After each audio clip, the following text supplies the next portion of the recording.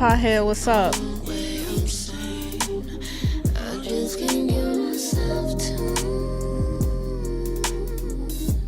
Okay, looks like we got audio going. Let me tell y'all. Every time I go live, every single time,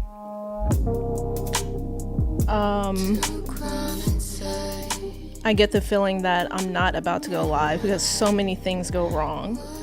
I've been preparing for this live stream all day really, but setting up, getting all my settings right for the past hour, and I was still doing stuff till the last minute. So we're here, y'all. Let me know the audio's good. Todd, what's up? What's up? What's up? Y'all, we're gonna be playing playing some Sabrina Claudio tonight. That new Archives and Lullabies album has me on one this week. So what you're hearing right now is Sabrina Claudio. Y'all know how we usually do this. Now, where's my...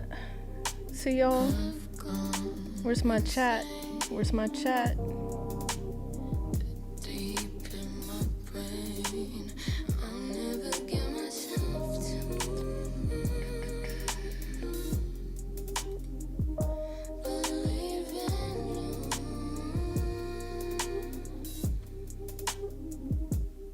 Man, I don't know why the chat isn't showing up on screen, but hey, we're gonna get through it tonight. Like I said, new setup, and hopefully we can get through this tonight. We're gonna let the music play a little bit. You already know how we do it. Let everybody get their notifications, and then we're gonna cover a few topics tonight. Nothing too crazy, but we're gonna catch up on all the latest news.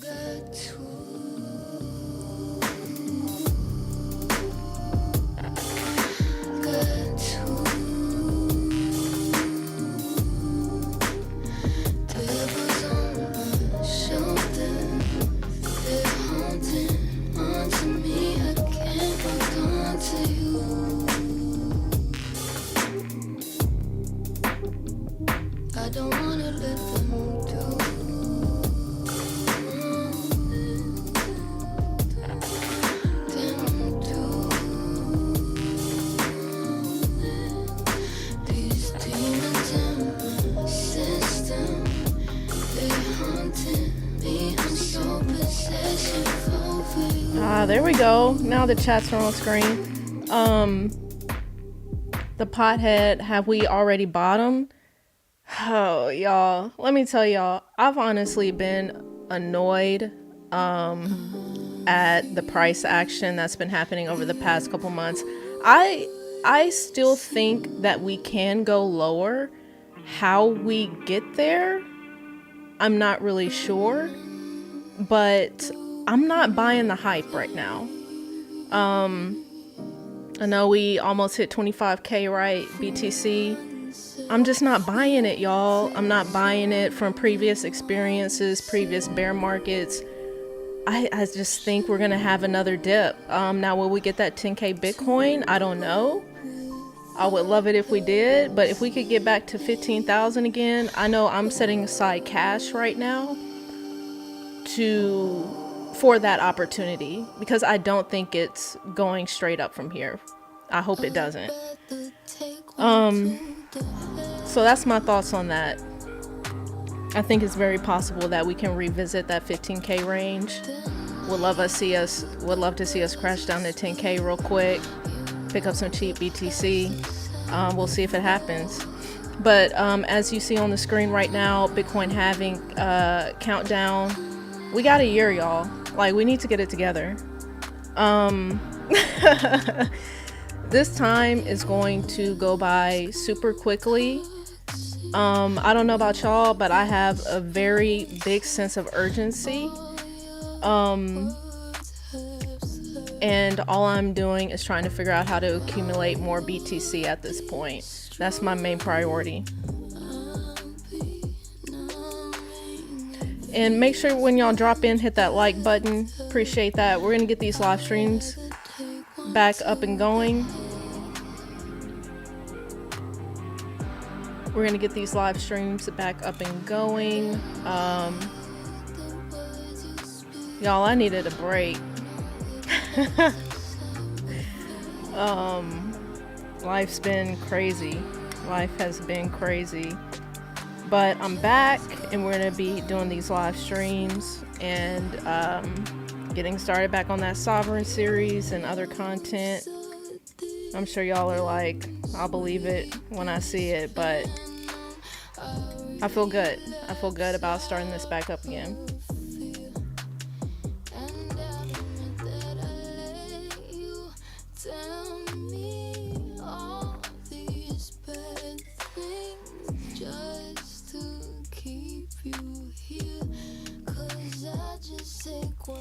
Thank y'all for hitting that thumbs up. I appreciate that. Let's go ahead and get started.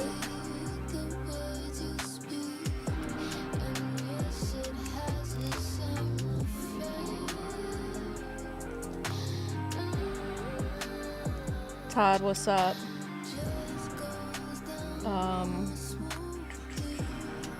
I'm out of all cryptos right now, regrouping, am re-strategizing, looking to jump more into infrastructure utility plays now. I hear you. This is the time to reevaluate, right? This is the time to reevaluate, re-strategize. Yeah, the only thing, and I've been saying this when we have gone live, the only thing that I'm accumulating right now is BTC at this point. I think there's I just think there's just so much still hanging in the air with the economy, with the SEC, with, this, that, and the other. And it's just like, I feel most comfortable dollar cost averaging into BTC. Now I'll start accumulating back on, whoa.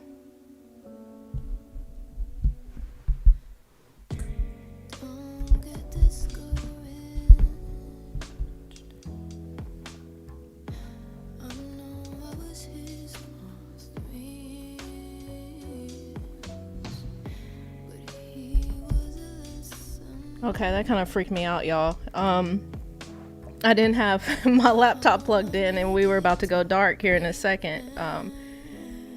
Okay, but we're plugged to power now. Anyway, like I was saying, I'll start dollar cost averaging back into ADA, back into DOT, back into STX. What else? I feel like I'm forgetting something. I've been accumulating a little SOV, a little bit of that sovereign token. I'll start all of that back up when the market dips again, because the market is too hot for me right now. So for right now, I'm just DCAing into BTC with a sense of urgency.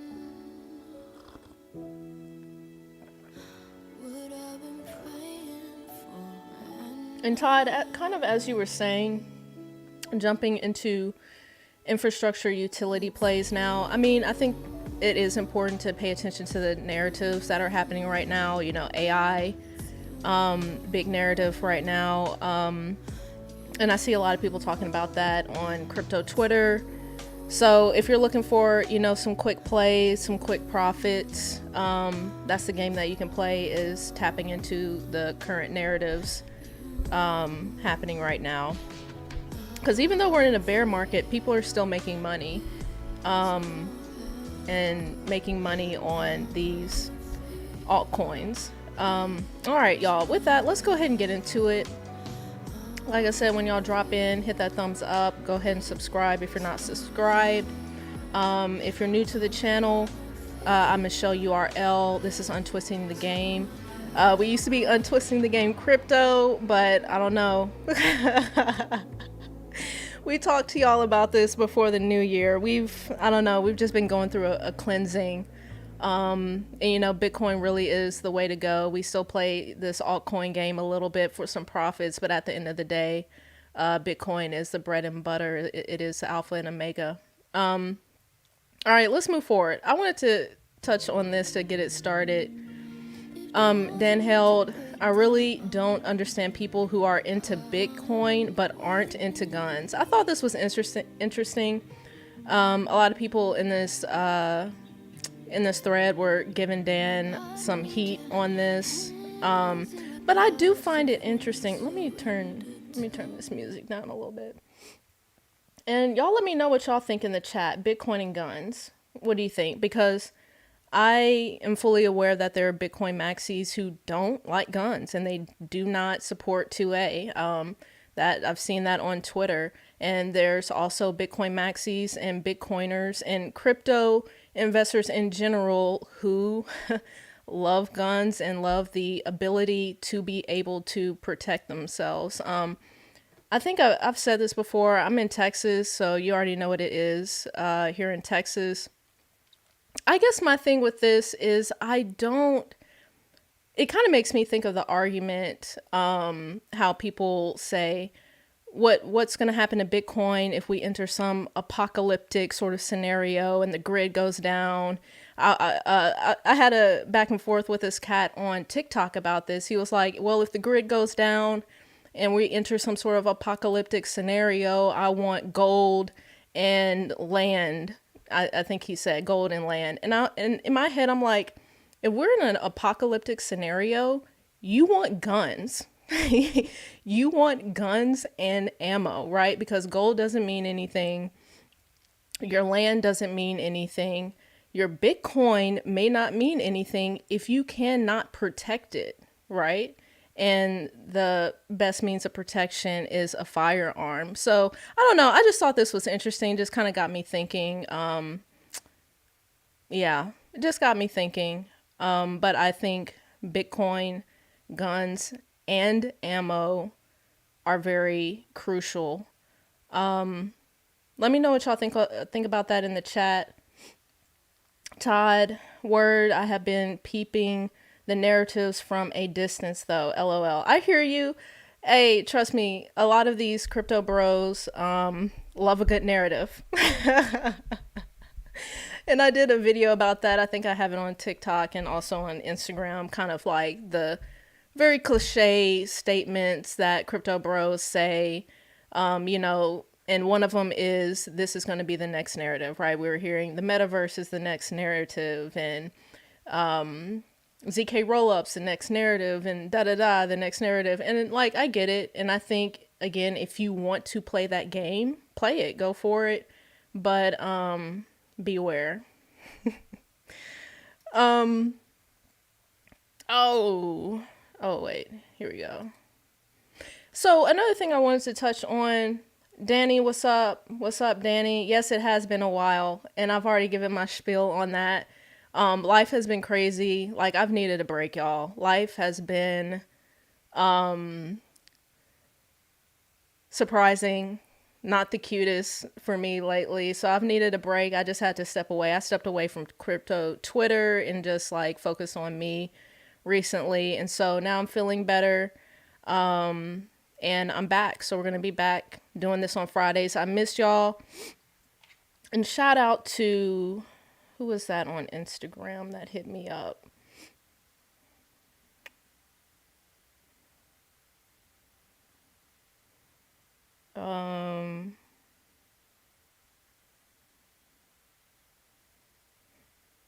Shout out to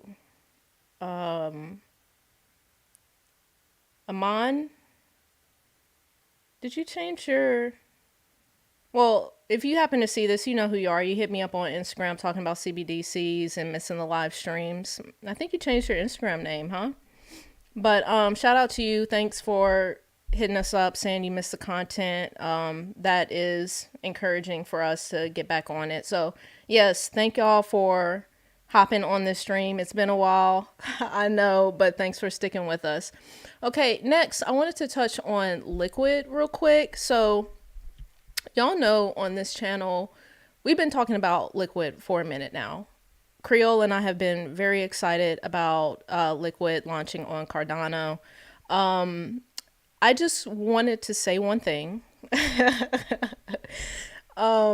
Because this was very exciting, and because I know we've all been just waiting and waiting for mainnet to launch.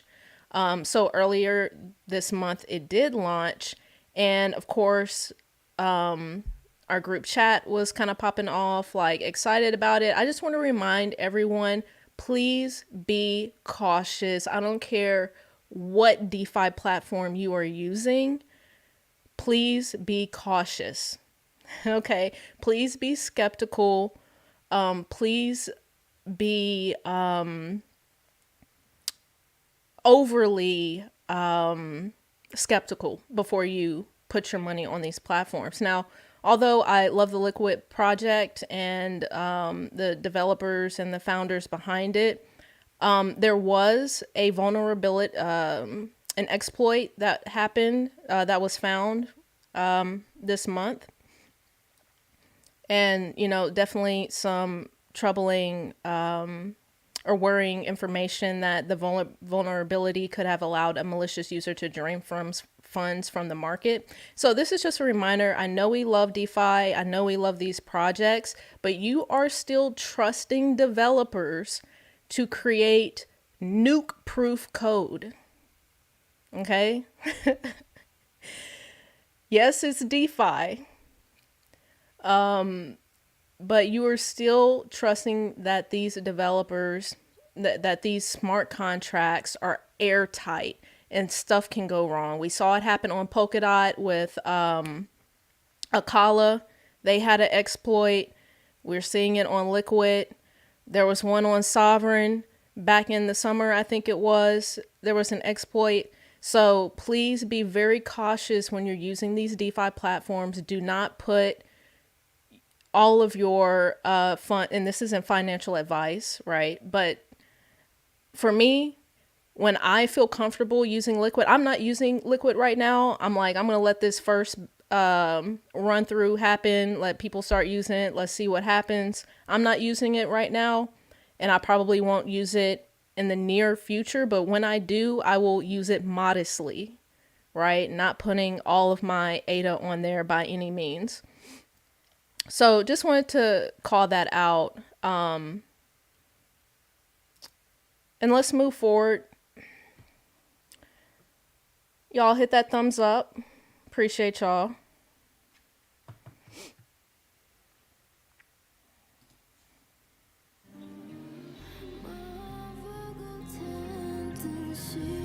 I already explained earlier that we're playing Sabrina Claudio. It's Sabrina Claudio Appreciation Night for me because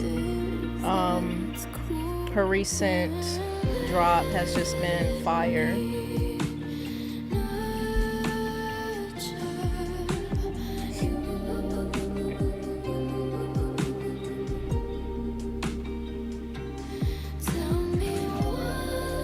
All right.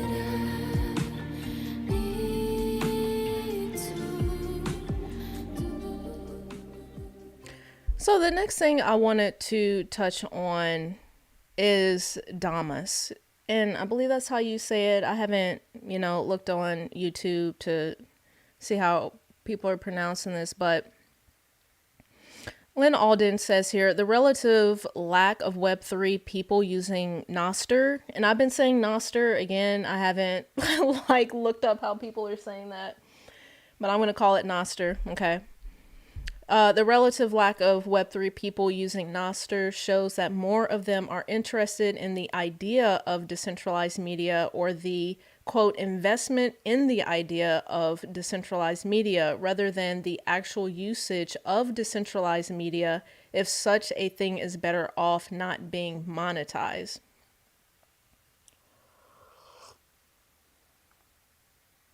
I want to touch on this because I've noticed this as well.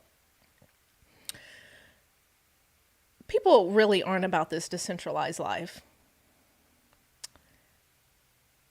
People are not. I think a lot of people are confused on what it means to be decentralized, like the qualifications, the standards that go into being decentralized. And I've just noticed as well across Twitter Spaces, the Web3 community is that people love to say that they like decentralized platforms and networks and things of that nature, but I don't think people are really about this life. So I thought that was a good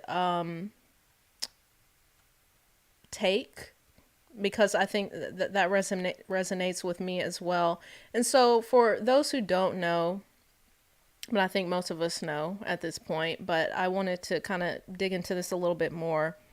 Damus, another decentralized social networking app, arrives to take on Twitter. Last year, Twitter co-founder Jack Dorsey donated around 14 BTC to fund the development of an open and decentralized social networking protocol known as Nostr, which is based on cryptographic key pairs. Now, the first mobile app to leverage the protocol, Damus. Okay, so what is Nostr? Because a lot of Bitcoiners, of course, have been, let me get that a little bit bigger for y'all. Okay. Yeah, a lot of Bitcoiners have been talking about this on Twitter. So I just want to go over a few points so we understand what this is. Okay. Despite the rapid rise of Bitcoin-focused conversation happening there, Nostr is not a social medium. Nostr is a social serving open protocol intended for liberated speech and communication. The main point of distinction here comes down to this tool's indifference, at least compared to many popular social platforms. Though the tech is fundamentally different from Bitcoin, there's key overlap. Nostr doesn't care who you are, whether you follow a set agenda, or how often you'll feed an algorithm with attention. Nostr acts more like aspiring decentralized tech that may incentivize truth with the help of Bitcoin. There's increasing weariness of the algorithms aligned with monetary incentives, as well as the entities running them that own so much of our information. It's easy for users to lose trust in advertisers and influencers alike as their motives fuel the platform but remain unclear. So I've actually been feeling this a lot recently with advertising. Is starting to get really obnoxious. So the other day, I was on Instagram and I was on someone's Instagram page and looking at their feed on their page, right? So this isn't just your normal feed. I'm directly on someone's page looking at their feed and advertisements are popping up. And I'm like, this is too much. Like, I get in the discovery page, I get on your personal, on your, what do they call it? On your, I guess they just call it feed. Yeah. I get having, advertisements on your regular feed, but when you like go to someone's specific account and you're looking through their stuff, you're looking through their specific feed and you start getting slammed with advertisements, it's just not, I'm just not feeling it. It's not cute anymore. Even on Twitter, it's just ad after ad and I'm just tired. So I did find that particularly refreshing about being on Damus is there are no advertisements, right? Now, again, like some people are bringing up the UI, the UX, the user experience may not be what people are used to, and it's going to be a little bit of a hump for people to get over and get accustomed to. But it's refreshing. It is really refreshing being on Damus and not being attacked with ads every fucking minute. Nostr is for developers. It's an open source project for builders that serves as a broadcast platform and content hub aggregate. From the architecture alone, we can start to differentiate it from Twitter or any other existing platform. All right, I see you in the chat. We'll get there in 1 second. Make sure y'all hit that thumbs up, y'all, and drop any comments, any thoughts in the chat. I'm about to address the chat here in a second. Similar to Bitcoin, the Nostr code functions as a protocol.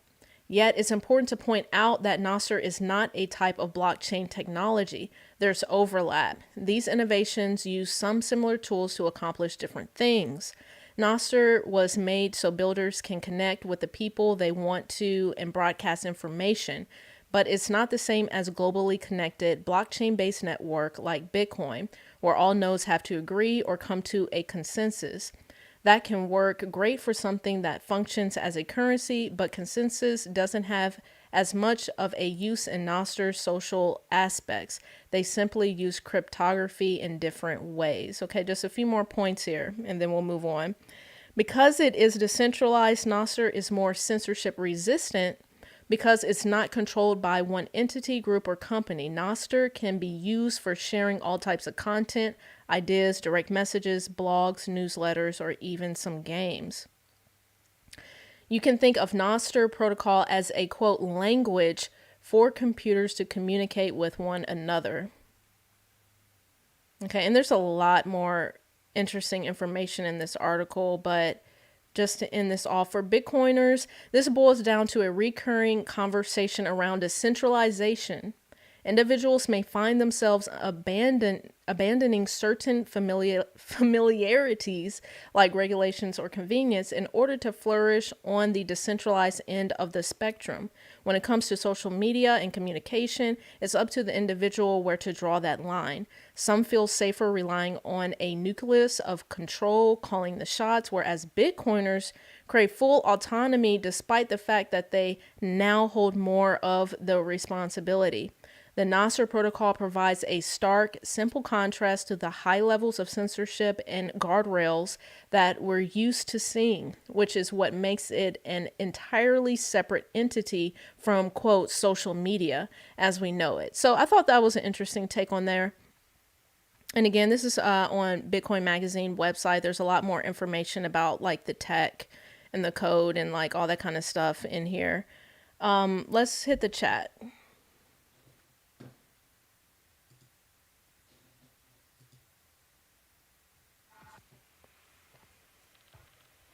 Take care of me. Talk all day, then at night, falling deep. What's up, y'all? Go ahead, hit that thumbs up. If you're not subscribed, go ahead and subscribe. We're about to address this chat. You mental and physically. Belong to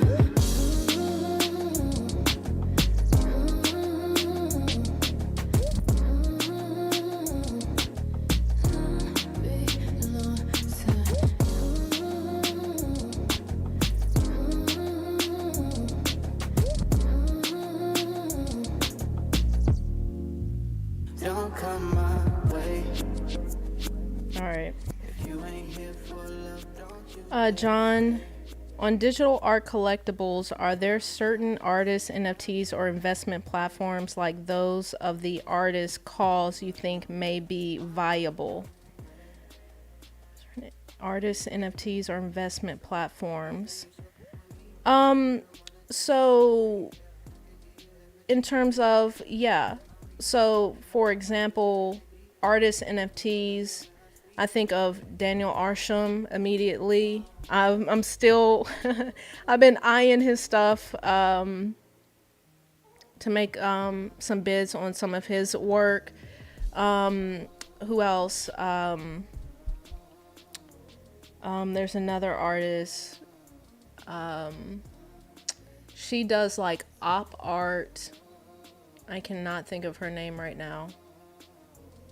But yes. Okay. Yeah, there are well-known, established, traditional artists who are taking advantage. Jen Stark, that's who I was thinking of. A matter of fact, Jen Stark is launching some sort of NFT experimental something. It's like a website and you can interact with it and like something like that. She just launched something like that.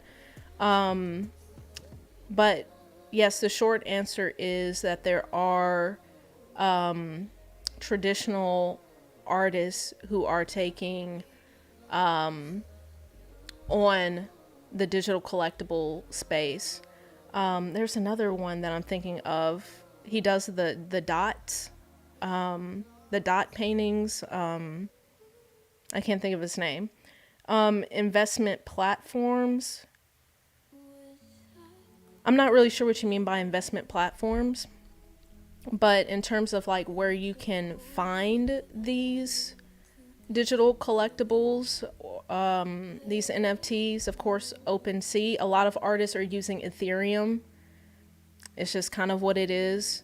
So platforms like OpenSea, Nifty Gateway, Maker, matter of fact, I can Foundation, Maker's Place. I mean, those are Rareable, I guess. Yeah, those are some of the top ones. Hopefully that answered your question.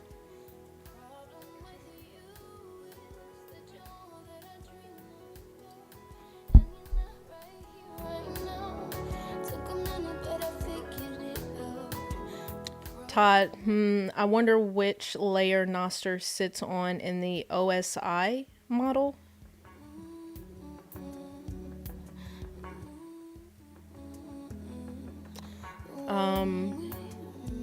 Danny missed the jams. I know, we're bringing it back. We're bringing it back. I was careless with all of my emotions, but the closer we get. All right, so the next thing we're going to talk about is ordinals, y'all. Go ahead and hit that thumbs up, y'all. Subscribe if you're not subscribed, and drop any thoughts, any comments in the chat, okay? So let's talk about ordinals, y'all. There's a lot to this. Interesting stuff here. Okay, ordinals are the new thing taking Bitcoin by storm. On Monday, February 13th, inscriptions using ordinals passed 100,000 as users flooded the network with images, video games, and other content. Ordinal inscriptions, similar to NFTs, are digital assets inscribed on a Satoshi, the lowest denomination of a Bitcoin. Inscribing on Satoshis, named after the pseudonym, I'm not going to even try to say it, creator of Bitcoin, Satoshi Nakamoto, is possible thanks to the Taproot upgrade launched on the Bitcoin network on November 14th, 2021. Okay, so there's a brief little overview, but let's dig into this just a little bit deeper.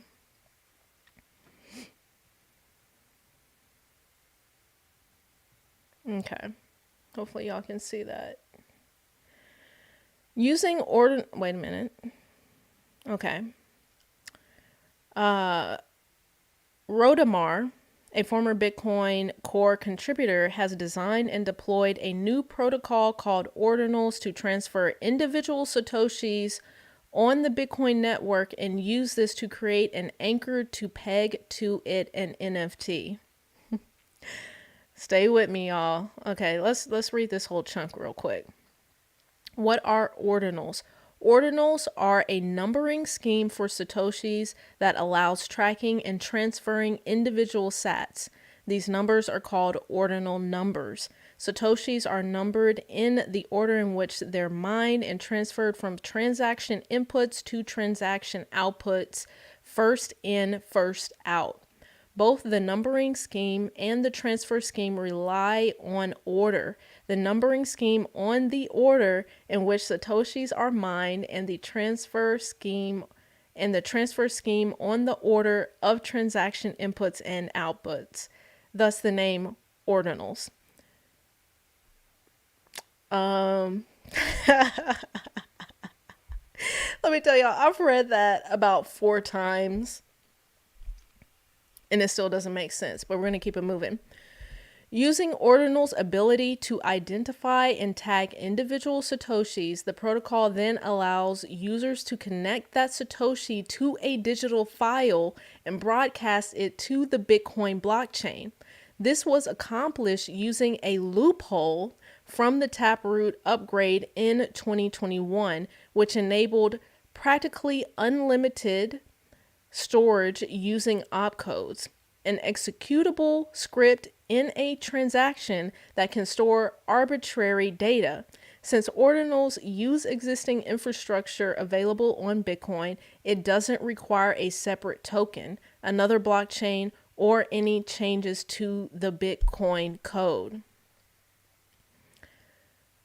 Okay. In the current NFT implementation, so this is very interesting right here. Okay, so lean in right here. In the current NFT implementation on various smart contract blockchains, the file and the NFT live in two separate environments.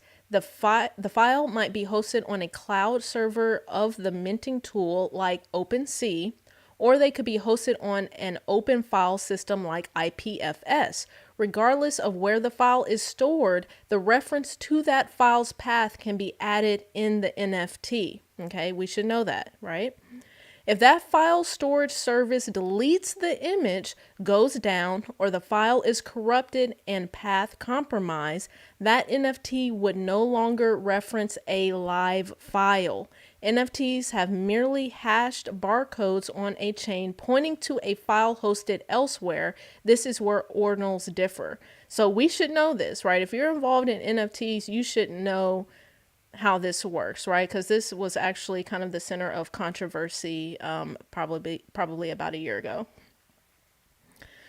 Ordinals store text, images, SCG, or HTML on chain and can be authorized through a transaction. They can also be purchased, stored, and gifted. The information added to the Bitcoin blockchain using ordinals must adhere to the roughly 4 megabyte limit, but this doesn't mean they are links to an image, PDF, white paper, or a video. They are actual files of white paper and videos, which are permanent parts of the Bitcoin blockchain that must be downloaded by all full nodes.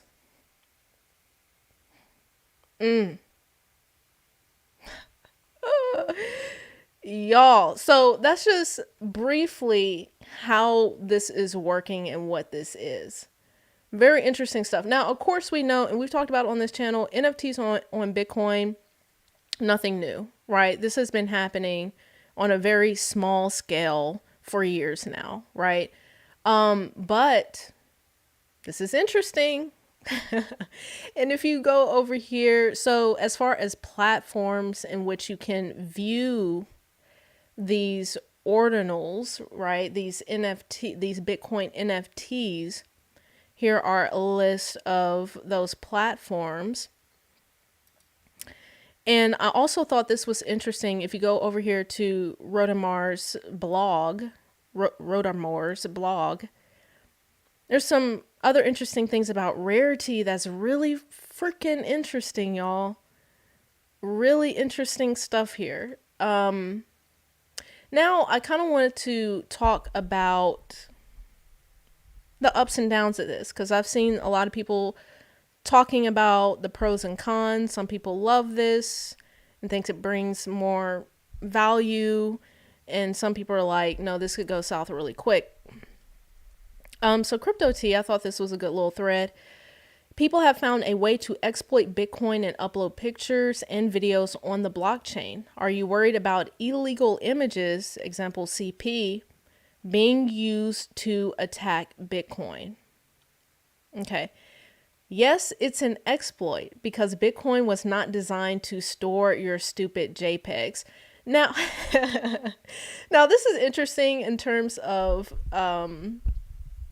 terms, like some people are calling it a loophole and other people are calling it an exploit, but what it seems to be the case that this was not intended, right? This was not on purpose. So it indeed is an exploit, right? Satoshi Nakamoto said data unrelated to financial transactions should not be stored on the blockchain. There was a 80 byte limit for arbitrary data, which people are now bypassing. So here is the FUD that is spreading. Running a Bitcoin node means you are downloading these pictures onto your personal computer and broadcasting them to others. This is the moral and legal dilemma that people are facing. The US government has been trying to kill crypto through Operation Choke Point by cutting brokers off from accessing banks and sending the SEC after issuers. Being in possession of illegal images in an existing law, they just need to enforce it. Remember when Ripple's XRP co-founder spent $5 million to spread misinformation about Bitcoin's energy use? Or when SBF donated hundreds of millions to bribe politicians to ban Bitcoin? If you don't think Bitcoin's enemies will use this chance to attack, you might be naive. But here's the other side of the story. Storing pictures on the blockchain has always been possible. It's just easier now. Bitcoin is already being used for illegal activities. So do they really need a new excuse to ban it? Governments can't stop everyone from running a node. Furthermore, storing images on Ethereum and other chains has always been possible. For example, CryptoPunks are actually stored on the Ethereum blockchain. How come no one FUDs Ethereum or other chains for this? The reality is that there are cheaper and more efficient ways for bad people to store / spread CP than using Bitcoin. This is just a new angle our enemies will use to attack. In conclusion, NFTs on Bitcoin may be bullish for price and adoption in the short term, but there are serious risks that come with it, and this is only one of them. I have threads about the other risks. Let me know your thoughts. So I thought this was interesting, right? And I think the point is interesting. I don't think anybody's going to go out of their way. Your everyday crypto person in general, I don't think is going to go out of their way to put CP on the Bitcoin blockchain, right? But what she's saying here is it's just a new angle for enemies to attack Bitcoin, right? And bring controversy to the blockchain. So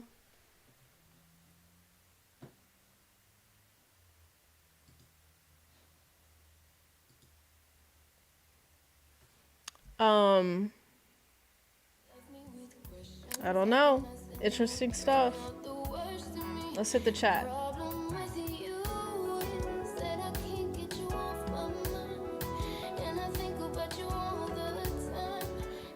Joe, what's up, Joe?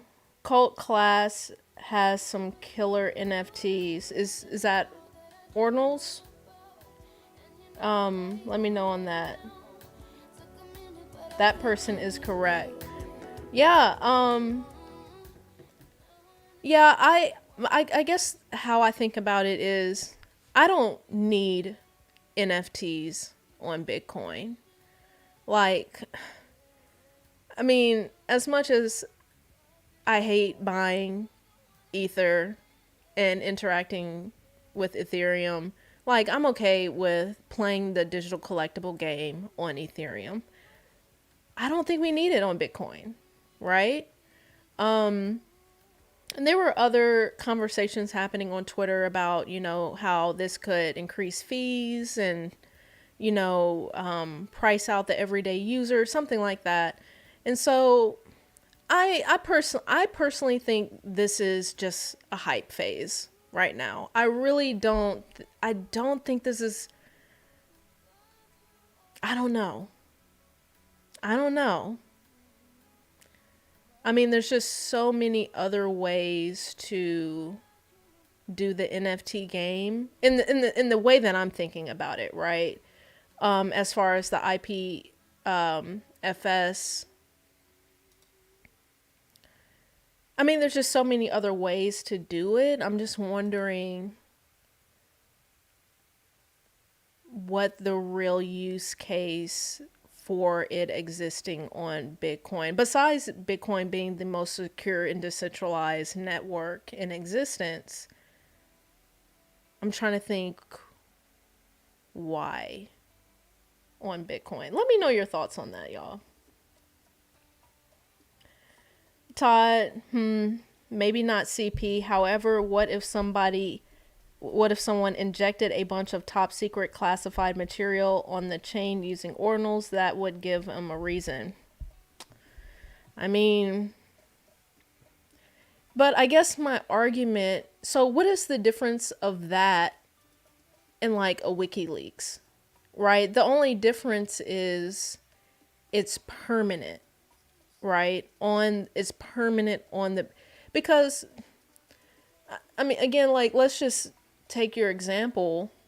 If there were some top secret classified documents or whatever, and they were published on Bitcoin, they could do the same thing elsewhere. Like, the internet is forever, right? And Bitcoin is forever, right? So again, I'm just thinking you could do the same thing on the internet, right? You see what I'm saying? So, I mean, I think just in general, like, I do get the concern, but I also, part of me thinks this is hype right now. A part of me thinks this is kind of like the new cool thing that Bitcoin can do, da da da da da. And, I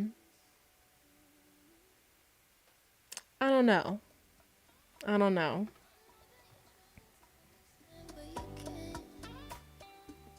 And y'all, that's all I have for y'all tonight. Thank you so much for tuning in. I know it's been a while.